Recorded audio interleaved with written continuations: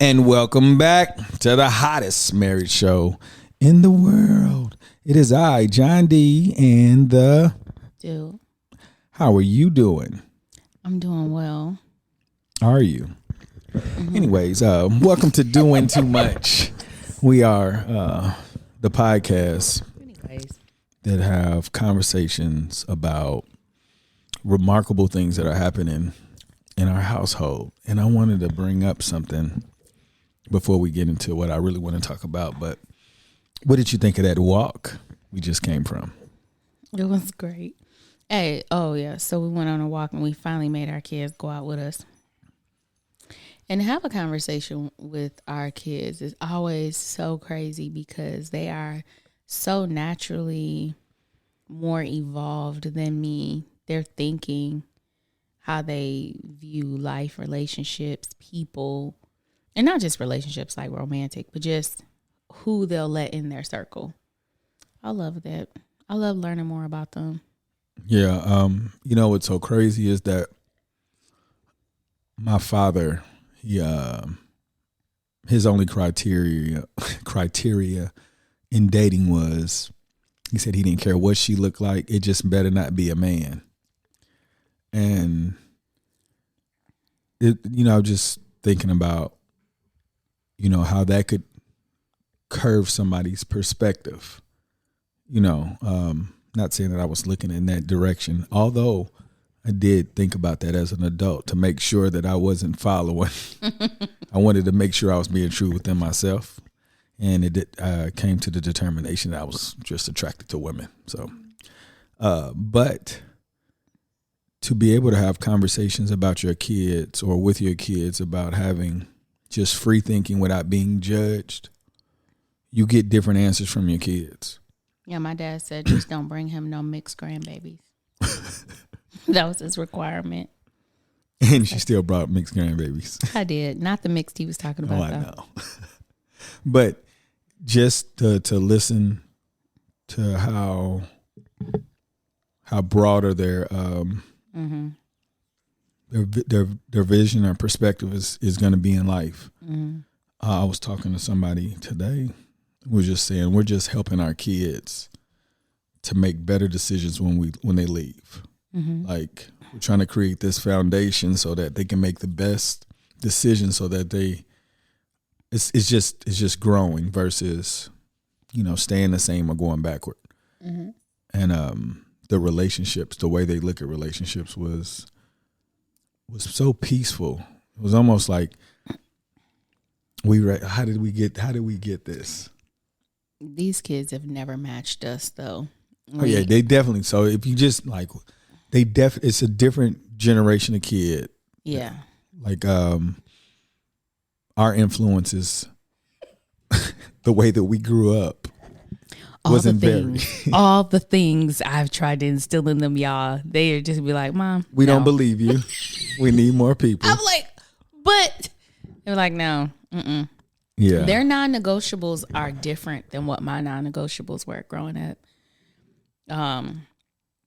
But they're very, very firm on what they believe. Yeah, which is kind of cool. But yeah, I was like, but what if they're this? They're like, yeah, that doesn't matter. No, I need it to matter. No, it doesn't matter. Okay. The things that it's almost like comparing it to the NBA. When I listen to analysts, they talk about old school basketball versus now and how it's evolved. And it's like, if you believe the things that you were taught are right, then you're the old school, you're the old media. You have to believe there's some type of it's a new game out there. And if you don't evolve with it, your kids are going to feel like they're alone. So they made me feel really good today to feel like they were open enough to talk about the way they viewed life. I enjoyed it. I just saw a woodchuck walking over there. Really? I just wanted to tell y'all that. John gets tired of me saying, look, a deer, because we see deer all the time. But I think they're beautiful. But I just saw a little chubby little woodchuck go across the yard. So that's kind of cool too. Sorry. But I'm with you. I agree. I really enjoy learning more about them. So I want to get into what I mentioned earlier, you asked about it, I think yesterday or the day before. It was like, is marriage a scam? Yeah. I think it's a scam, y'all. I mean, I'm in it, so I'm not going to hate on nobody who's in one. I'm just saying that it's a scam. For who? For women. I think it's a scam. I think, so I was discussing with one of my girlfriends about marriage, and the idea floated around that, like, you know, in the beginning, the idea of marriage, it was a business transaction. You paid this man money, and then he gave you his daughter, and you slapped your name on her because now she was yours. And then she moves into your house, and she does everything that her mom has been modeling her to do. So now she has your kids. She takes care of everything. But the transaction was also she's protected and provided for. So once we evolve to the point where we can have our own jobs, we can have our own bank account, we can own property. Like once the providing comes out, right? The protection thing, I don't know. That's debatable, truthfully. But like, so what's the benefit? So we were talking about how when men get into a marriage, regardless of how society has changed and women are working, women are still taking care of children, bearing children, managing households, and sometimes managing the husband himself. And the husband, just true to form historically, he continues to be able to focus on career. His wife makes the home life look good. The kids look good. Like she makes sure that he looks good from all optics, like all aspects. And he handles the career so that, 360 degrees around him, he's looking great. Now, she has to make sure that she's managing the house so that when she's working, she's not made to feel like she's neglecting her family, and that's why her career is amazing. Because they never ask. I saw Gabrielle Union. She said in an interview, she was like, everybody asks me, how do I manage it all? How do I balance it all? But y'all never asked Dwayne that. And so I think that women have to make the household look good. And if they want to be great at their career, they have to find a way to create more of themselves. Like they have to multiply themselves in order to be able to do it. And so, and if they don't, then it's like you should be an at-home mom. But if you're an at-home mom, some women be looking at you like why you got to be, this isn't what we do. You should be, pursuing this, and you don't have to deal with that. And so, circling back around, we were just basically talking about what benefits do the women get from marriage? And what benefits do the men get from marriage? And then looking at it, we're like raised to feel like being married is the pinnacle of all things. That's like where your happiness, that's the thing. You just got to get that. You got the career, you got the house, you got the car, you travel, you look great. When are you getting married? And then when you're getting married, when are you having kids? Like once they get that, then that's the thing that they feel like the woman has it all. But if she chose to date a guy for the rest of her life, we see how they treat Oprah. Date a guy for the rest of her life or not have children or whatever the case may be, people look at her like she didn't really try to really reach her full potential of happy. Why? I was trying to wonder, I'm trying to think. I guess it is a different narrative for single men that, okay, so I was trying to do my best without bashing the place where man is in this place and time. But where we are, if the woman doesn't make that sacrifice, there's no way that a family can truly be where it needs to be, where a man can actually become a man. Like if a woman does not accept that responsibility, there's no way that the man will have enough time to be able to instill in his son the right way. So remember what I told you, whatever the parents don't figure out, the kids are going to have to figure out. So at some point, a woman will have to bear. That's why if you think about the foundation of it all, but we're just copying. So men are lost. We're still doing the traditional values of what we were taught, opposed to thinking like, because when I was just listening to the rundown of everything that women got to go through, I was like, oh, that is shitty. I'm glad I'm not a woman. I'll say this. To be a woman, to be able to do that and to be able to balance all of those things, I mean, that's very difficult. So I mean, like, if you do it well, you'll definitely be acknowledged for it, but nobody wants to go through that, right? But you do know, if you ever see a beautiful family, that somebody had to step up for women, for a man to figure it out.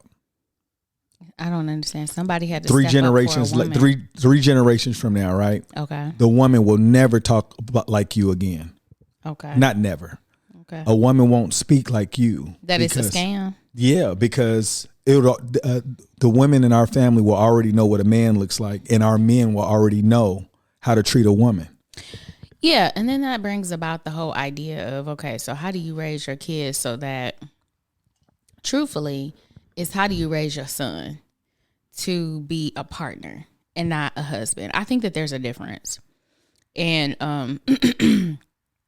and so I definitely want Dallas to learn how to be a partner. But I found it interesting in our walk today, talking today, I'd asked her, did she feel like she had to be married? And she was like, no, if I find the right person, then that's great. But if I don't, I'm just going to adopt and live my life. And I was like, And I know that partnership is really, really, like, you want somebody to share life with and have a good time with. And it can be your friends. It could also be a romantic partner. But let me ask you this. So what if we never got married? We did have a child together. We lived in close proximity and we loved each other to death. Would that be enough? Not for me. I don't like, our family wouldn't be able to get to the next level. But would you have been thinking about that at 30 though? I know, but we can only think about what occurred. You're like making me have a hypothetical of something that the last thought I would ever want is to raise, the kids from a different household. So I don't think a father can be effective out of the household versus inside the house. If he, like, when a father says, I can be a good father outside. Yeah, you can. But you can't. If you're that father outside of the household, just imagine who you are if you were inside the household. So there's two different fathers. So whatever you think you could be outside because you couldn't figure out how to make this work, you can't think that you're the coldest version of yourself as a father if you don't see them waking up, going to sleep. Okay, well, let me ask you this. So say when we first met, and I was like, I don't want a relationship because I had just gotten out of a bad one. And you were like, cool, because I'm not interested in having a relationship either. So say we continued that way. I was on that. Yeah, I know. Yeah. And we never got pregnant, but we just continued life like that. Would you be able to continue life like that with me? No. Well, I mean, what kind of situation am I in? I mean, what we were? No, I mean, we could even expand on, like, we saw each other's we knew each other's families too. We spent time with each other's family. We were in a relationship. I know, but we never got married. Like, if I said I was traumatized by the idea of marriage from my parents, I wasn't clearly. But, and I said I don't want to be married. I want to be. Are we in the same city? Yeah. Okay, so I don't know. No, I was immature as hell. What about you now? If you didn't have any kids and we did that, would you be able to do that? Do I know you? Yeah. Oh, yeah. I told you, if you and I don't work, like, I don't think I would invest my time in any other person. Like, I would have to just be around my friends, because the idea of getting to know somebody else, like to know where we are now, that was a lot of work. Mm-hmm. And I know it was a lot of work for you, but I'm talking about for me to even get to the point where I realized that how poorly I communicated throughout the years and was able to express my emotions. Mm-hmm. Like, I don't want to try to figure it out with somebody else. Like, no. Yeah, honestly, I really feel like we'll live a long time, but I'll die shortly after you. Well, I was just curious as to, because like, and I was telling you before in the conversation, like I think back to that little 500 square foot apartment I had in grad school, and it was just like great to be able to like unplug and really unplug. I didn't have to worry about, you know, if this kid was doing this or if, you know, you needed that or whatever. And to imagine being able to be in love and have all the perks of being in love, but then being able to go into my corner when I need to, it just sounds really, really sexy. I really love marriage, y'all. I'm just saying. I was just, I'm curious as to would grown John be able to see himself doing that? Because I told him there are couples who live in separate houses. Yeah, I know, but they won't be where we are. I don't believe that, because I feel like it's just too much going on when you're not together. Like, there are certain habits that I know that you just have. You know, I couldn't get that if I lived in another house. Like, maybe that's not important to them, but to me, I feel like we can't really get close until we figure out like the stuff that you're just supposed to know. And I don't know those things because there's no book or whatnot, but the idea to think that you and I could get close in two different households versus being in a household, it seems like so much time lost. Like to learn somebody's behaviors, or to say, oh, she doesn't like this. Oh, I can tell she likes this. I would have to wait until we saw each other for me to like put all of it. I mean, it ain't like we wouldn't stay the night at each other's houses or anything. But yeah, I know. But I mean, how about this? So like we have like our own bills. Like what's the right? Like we're gonna have like. But you know that there was something else that my friend said. She was like, you know, there's so much negotiation that has to go on in a marriage, like what you buy for groceries. If you feel like you could eat cereal for the rest of the week for dinner, but your significant other, you're like, they would never go for that. It's like, oh, but I think like this, I think we should just take the healthiest route. Whoever decides cereal? the health. Oh, go ahead. Like if you said cereal and I said, no, we probably need to do this, and I could prove that it was better, you'd be like, yeah, we probably should do it that way. But what if I was like exhausted for the week and I was like, I don't want to cook then I will cook all week then long. I should be able to do that for you. Oh, okay. Like, I don't understand. Like, if you live by yourself, like, you probably going to be eating cereal. Right. I used to eat really well. I used to really treat myself. I dated myself when I was by myself. But anyway, I don't know if you fully said it all. What is it? What would you say about benefit? Who, like, do you understand what I mean when I say marriage is a scam for women based on who benefits the most? Yeah, I do. I think. What do women benefit from in a marriage today in 2022? It just depends on how far the man has evolved. Okay, so in general, if the woman believes that the man is doing more than she anticipated, or he's doing it, then it was worth it. I mean, yeah, if he takes care of her in the sense of like the way that I'm trying to get to you, where if a woman can really tell. I think I'm like, he is really doing that. And we'll be like, I don't think he's gotten there yet. So honestly, as a man, what benefits do men get from marriage that surpass what women get? It just depends on that man's path. What does he want his path to look like? So can you ask a better question?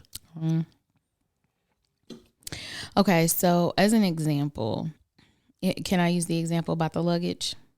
If you want. Okay, so we used to go on a lot of trips when we lived overseas, and I packed my bag, the kids' bags, John packed his bag.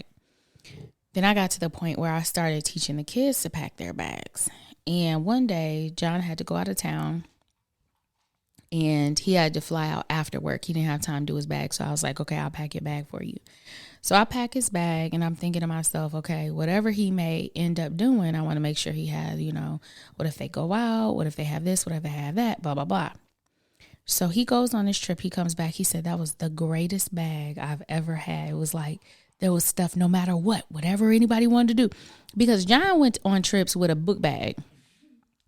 John would put, like, he's going for 3 days. John's putting 3 shirts, 2 pairs of shorts, and a change of shoes maybe, and his regular like underwear, socks or whatever. But he's not planning for much beyond that. Everything needs to be able to fit in this backpack. And even your frat brother, like he went out of town this week, and his frat brother had asked him, did he say, I thought you were gonna come with a backpack? And he's like, did you just come in the backpack again or something? He said, so okay. So he's getting ready to go on this. First of all, last year when John came back, the day after he landed, we were going to a friend's birthday in Atlanta. And I had not packed John's bag in 18 months. Do you know this man went down there with 1 pair of socks, 2 pair of underwear, a shirt, and 3 pair of shorts? It wasn't that bad. It was just a few things missing. There were definitely holes. There were definitely holes in what he should have had in the bag. So he was like, I thought you were going to pack my bag, and then you didn't. So I just put together what I could. So he goes this trip, the day he was like, can you pack my bag, just in case there are other things that are going on? And I was like, yeah, I'll do it. So the day before he's supposed to leave, I had a family medical emergency. So I was gone out of the house for like from 1:30 in the morning till in the afternoon to 11:30 in the morning.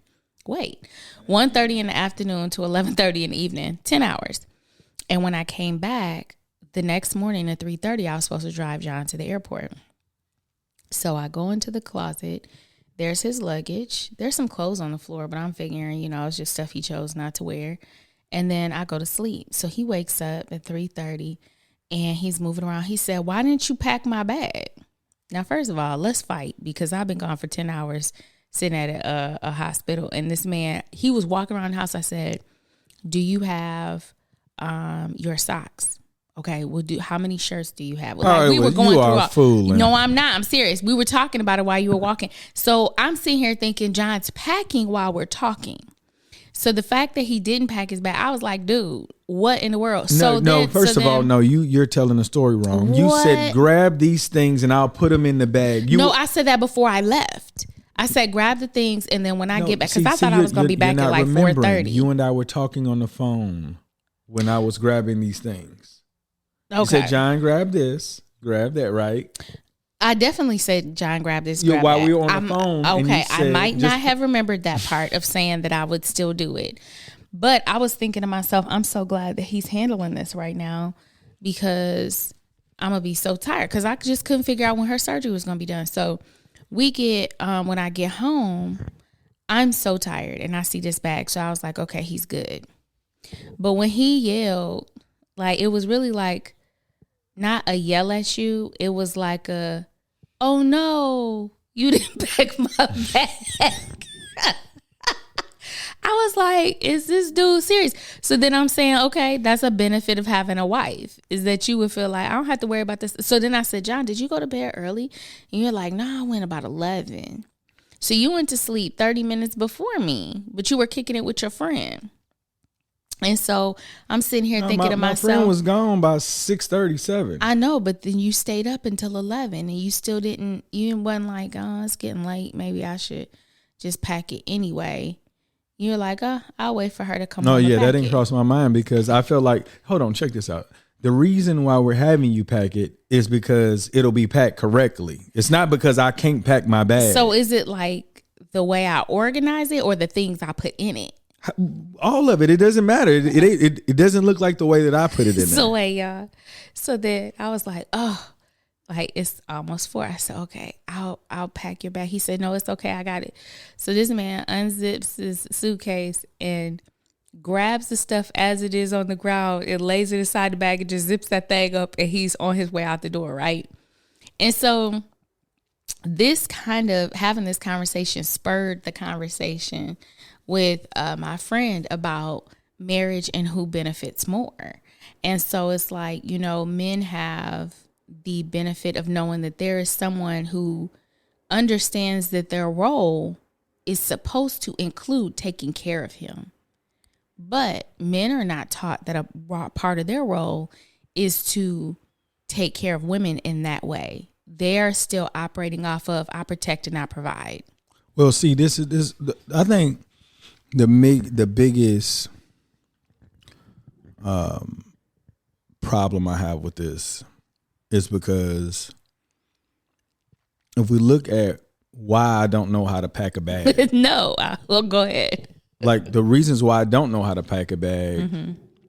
I didn't grow up like everybody else with a mother, and a lot of this stuff sound like women stuff. And the guys that I know, they grew up with their mothers. They know how to pack a bag. I didn't have a mother like that. My father didn't show me how to pack a bag. And this idea like I was supposed to find YouTube before it came out and learn how to pack a bag. So the whole idea of you protecting me this way because I just feel like you don't want me to go out with no coat on. So why would you pack my bag? This is something that comes really easy to you. Yeah. And you already know the struggles I have with it. So I'm trying to figure out why do you feel like your responsibility list just went so much more? I don't understand. And if it's something that I'm not doing as a man, it's not because I'm trying to figure out how I can be easier, not get it done. I don't know what I'm supposed to be doing. So if you say, John, have you considered doing this? I'm like, no. Then I would do it. So the idea is like, I'm going to just see how long he going to just make me mad. I don't understand.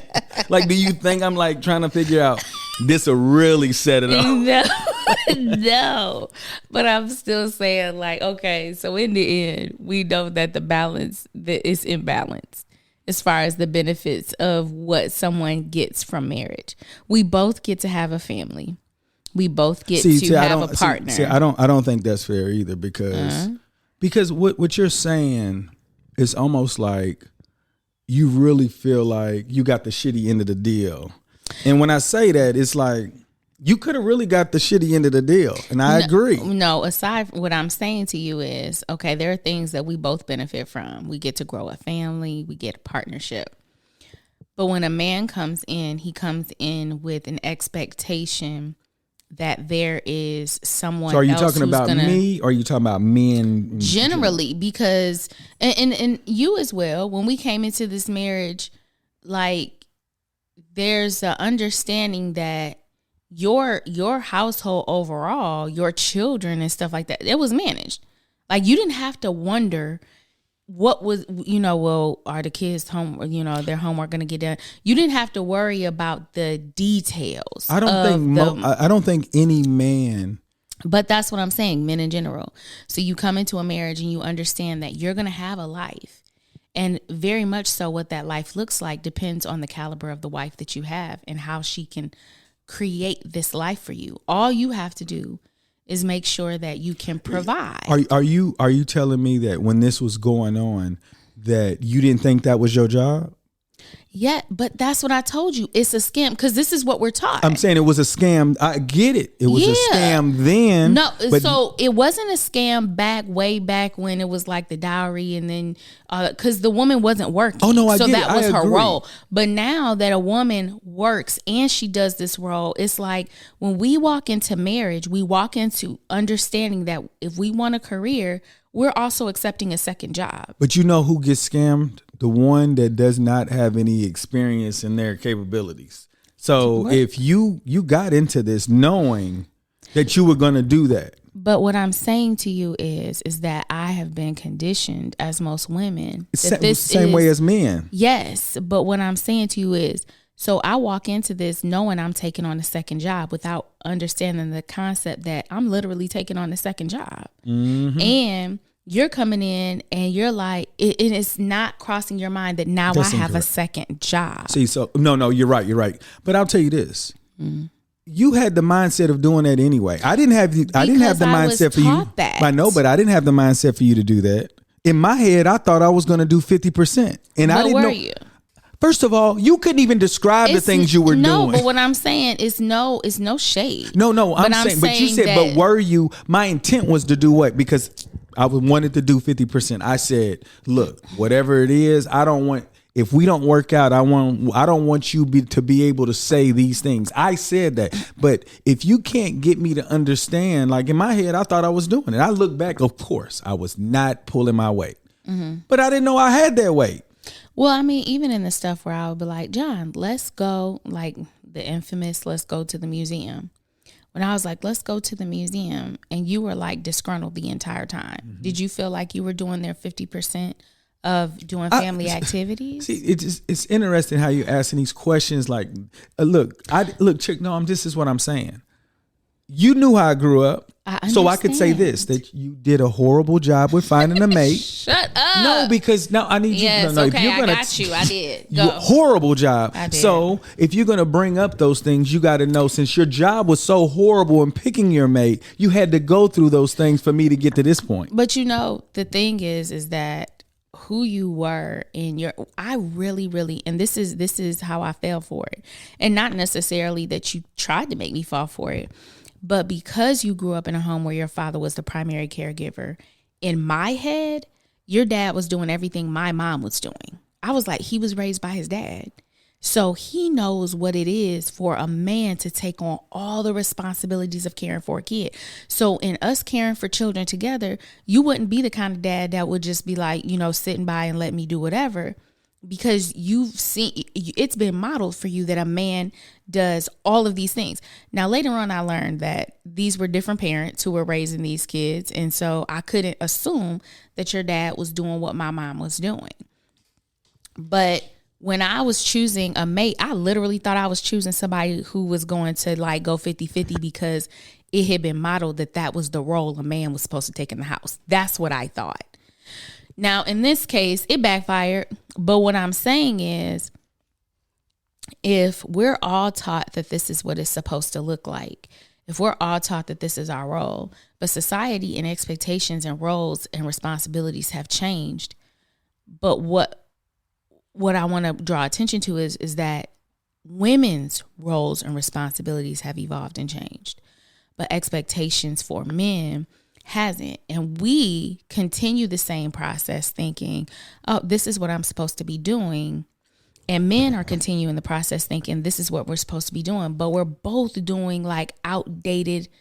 We're both being trained in an outdated way. Look at how it's like, do you think that a wife should be trying to pursue a career like her husband, but she's also shouldering the majority of the household? No.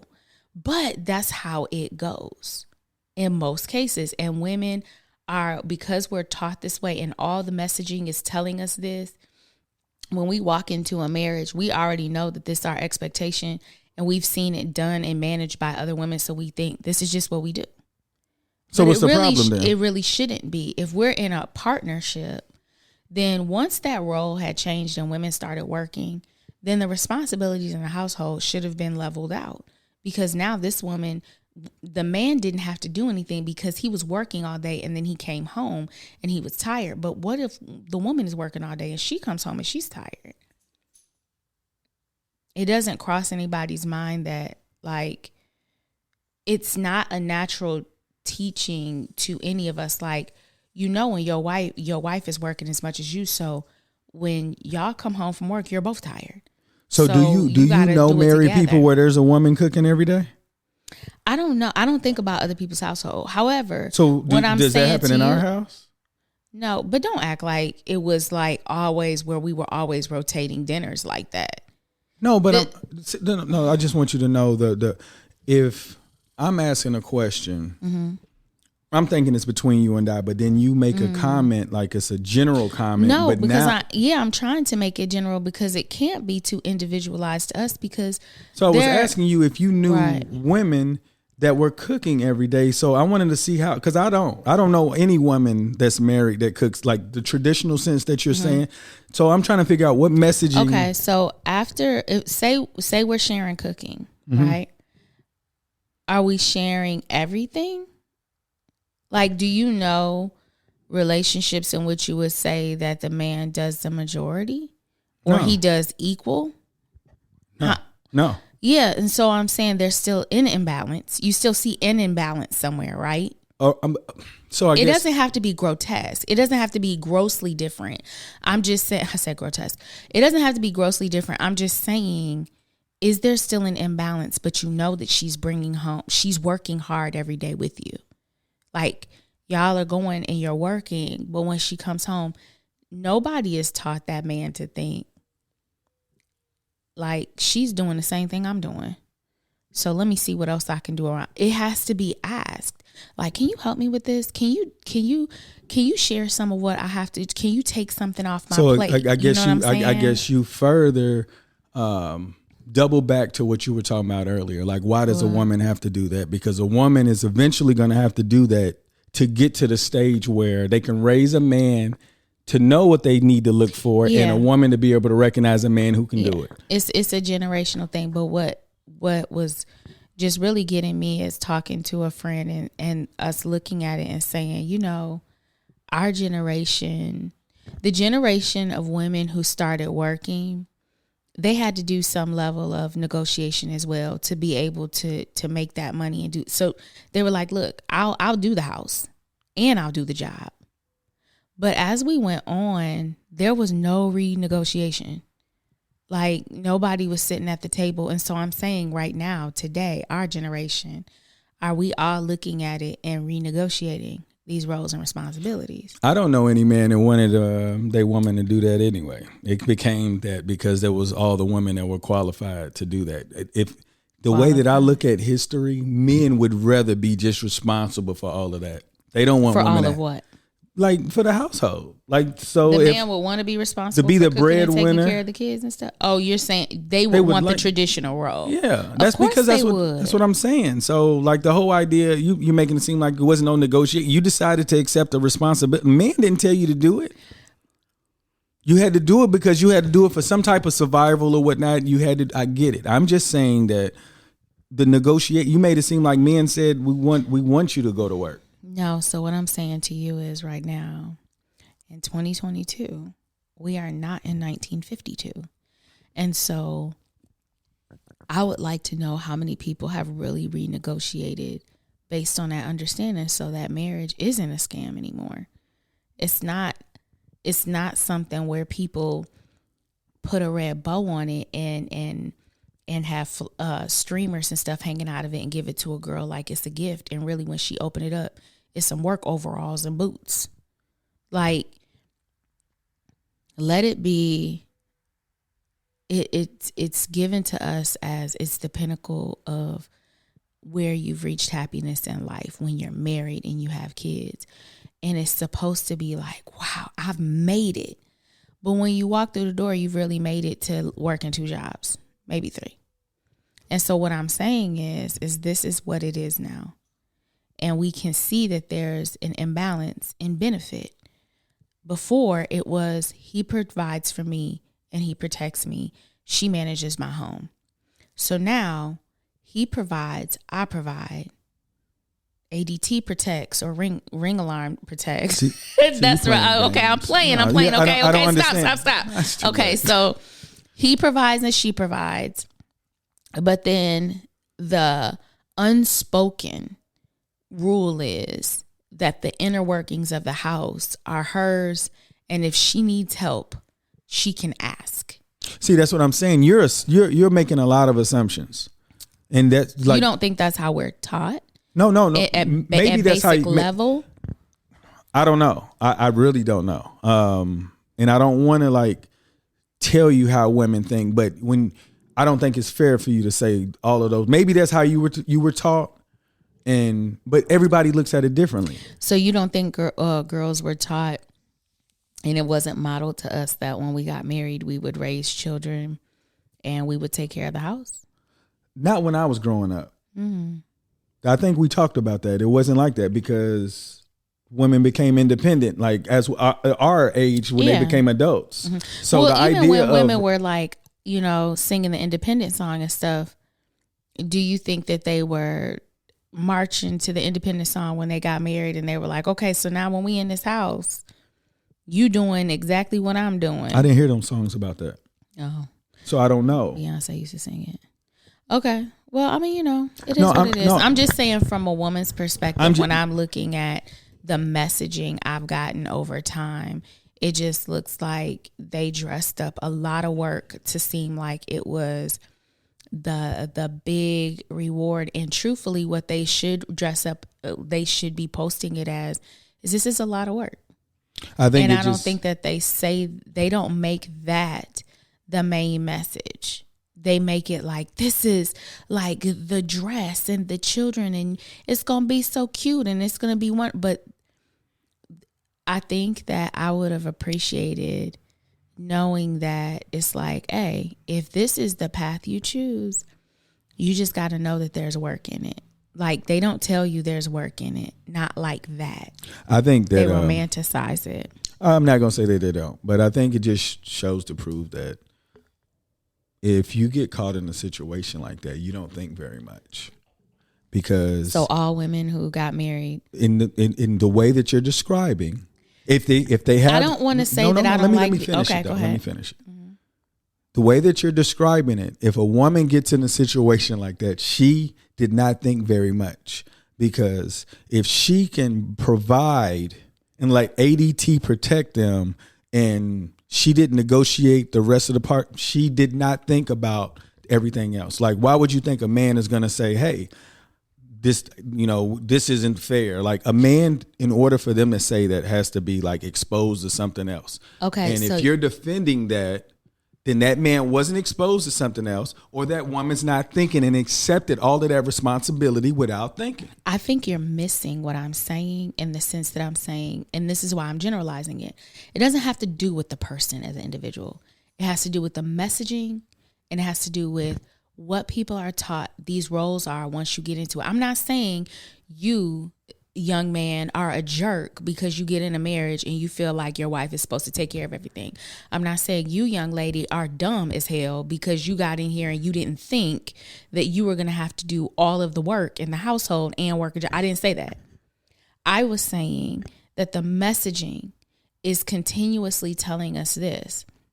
And this is not the world we live in anymore. That's what I'm saying. Where are you seeing that messaging? I don't understand. Like I told you, you said when you grew up. And I said, I didn't see it. Well, you didn't see my messaging because you're not a girl. No, I'm just saying, like, well, if you're describing it to me, you say this is the messaging, I thought that you were saying, so for me to say like, oh, that's what you're talking about. Okay, well, let me ask you this. What messages did you get about marriage growing up? I didn't care about it because I didn't want to do it. Like, I didn't want to get married. Like, I didn't want to be responsible for nobody. So I didn't want no kids. I didn't want any of that. So the messaging missed me anyway because I didn't like what I was seeing. Okay. Well, and that was because of your individual experience. Well, I watched the Cosby Show too. I watched all that other shows, the Family Matters and all of that. I still didn't entice me at all. Okay. I think that what I might have in this instance is, true enough, you may have been somebody that all the messaging just flew over your head. Or there was no messaging. It's possibly. Just like, maybe guys, when you grow up, nobody talks to you about getting married. Nobody shows it as being of value to you. It's not. Well, in my household, it wasn't going to be there for sure. Yeah, it's not a jewel in your crown. But for a young woman, it's something that may define her experiences, whether she's being complete or not. I won't disagree. I understand as you become an adult, I can see when people say that. But I don't see that as much as if that's like a old thing. Like, I definitely heard it before, but I don't hear it as much as you make it seem like that message isn't for day. No, it's that's what I'm not. saying. I don't even think kids heard generation. Like you even said, the generation of kids. So are we talking about stuff that we're talking about our generation, John? I'm saying the generations before us and us now, even if we're the last to get it, I'm saying that this is the messaging that my cohort has gotten. Correct. Okay. But I'm just saying, like, I told you that's going to have, that woman is going to have to be the foundation for that family to grow. Well, and I understand. I don't think that the generations that come from us and after us are going to think this way. I think there's so many different ways in which we've evolved in our way of thinking, how we raise our kids, the messages that we pass on, what we value. I think that this group is the beginning of a whole different switch. For sure. But my conversation with you was about messaging that my cohort and those before me have gotten. And I'm saying that your cohort are still producing kids that look like the same cohort you're talking about. Maybe. But what I know that is when you really think about it, then it makes you more conscious of how you raise your sons and how you raise your daughters. And I believe that and the way that we speak and teach Day in Dallas, I want Dallas to be a partner. I don't want him to be a traditional husband, because I feel like the roles and responsibilities of a husband, they are outdated. I think that a partner is a better way of describing the expectation of someone who truly is coming into this and trying to do something with someone. And I think Dallas has it in him. I think that Day is definitely, she's the type of girl, and she'll be the type of woman that will understand that too. I don't think that, like, there are going to be some that are still receiving that messaging because people don't understand. But if you sit there and you think about how the scales are imbalanced, you don't want your son to be a product of that thought process. And you don't want your daughter to, I don't want Day to come home and just be overwhelmed. Like, there have been times that I've been overwhelmed with work and with kids and with relationship, and I was really in a dark place. I don't want that to be something that takes, if something gonna take Day down, don't let it be that. Let her learn from me. Like, don't stumble over the same stones that I stumbled over. And so I'm really going to make a conscious effort to make sure that Day and Dallas are not a reflection of that thoughtless messaging that I was getting as a kid. And I mean, you know, it might be other people who listen and they'll be like, yeah, I mean, I got that too. Yeah, I got. And even if you didn't know you got it, what in your marriage, when you think about what roles you play, do you see some of that in there? We don't always know what messages we're getting. Sometimes it's in the background and we don't know. But what I'm saying is, this was just one of my friends and I just talking about generation wise where we are and how it's about to turn a corner. And Day and Dallas are proof of that in this conversation we had with them earlier today. So that's cool. Yeah. I guess it'll turn a corner for them because of where they are in life. But I just, like I said, I think you only know what you know. And if I don't see us being here if we weren't willing to be exposed to different ways that people think, to just say, hey, maybe this is wrong, because we still have friends that are pretty stuck in ways that they feel like it's just the best way for them to move. Like, just with affection, giving hugs and kisses. Mm-hmm. There's men that still don't do that. And, to convince somebody that they can, give affection to their sons, like the idea, like if we're worried about what it looks in the household, like we still trying to figure out how to be a man, let alone worry about marriage. So if a woman is worried about those things, she better be very careful on who she selects, because she could be going through she could go through a shitstorm. And if you don't know what a man looks like, you're supposed to go through it, because if you don't, somebody else, your daughter gonna go through it until somebody figures it out. But I don't think any man wants to ever put their wife through any kind of hell. I didn't say anybody was going through it trying to intentionally. No, I'm saying that you the way you describe it, like you hope Dallas isn't like that. Like nobody wants their kids to I don't know, to go through the things that they went through. Yeah, but I don't think that everybody stops to think, okay, how can I teach differently so that it, you're used to seeing a cycle and you've seen it time and time again in your family. And not everybody, some people are going to continue the cycle. We've seen proof of it. So I'm saying I want to deliberately make sure that that's something that I address. I don't want to just skate over it. But I don't think that men just go through and try to shit on their wife. I don't think that that's what it is. I'm just saying. Well, I still think that women still need to make a better selection with who they select, because that's what's going to happen. And men are just reflections of their company. So I don't know. It's hard to get that information when all you know is what you know. But I'm not going to beat the dead horse, even though I did. You did. Anybody you want to give a shout out before we get out of here? I would like to give a shout out to Crouching Tiger, Hidden Dragon, because at a couple of points in this conversation, I was trying to pull my sword out and fight. I know y'all heard it. I was unsheathing my sword up in this mug. But no. At least y'all know who's ready to fight all the time. I don't have anybody else that I want to shout out. Well, I want to give a shout out to the Qs. Came back from the Grand Conclave, 83rd Grand Conclave. It was a great experience, very purposeful for me. Saw a lot of bros. One of my neos got elected to Grand Council. That was awesome. Charter member got a grandson accepted an award for being inducted to the Omega Hall of Fame. Herb Adderley. Congratulations to him and his family. Overall, it was a great weekend, but I can see how things are getting better. When I say that, I mean we're evolving as black men. And, I knew she was pulling out that sword too. I just want to get back to that, but I'm glad we got out of here without anybody getting cut too much. But shout out to the Qs for a successful Grand Conclave. See you guys in Tampa. Make today better than yesterday. Don't worry about anything you can't control. GATA. Get after that action, or that action will get after you. Be great on purpose. Boom.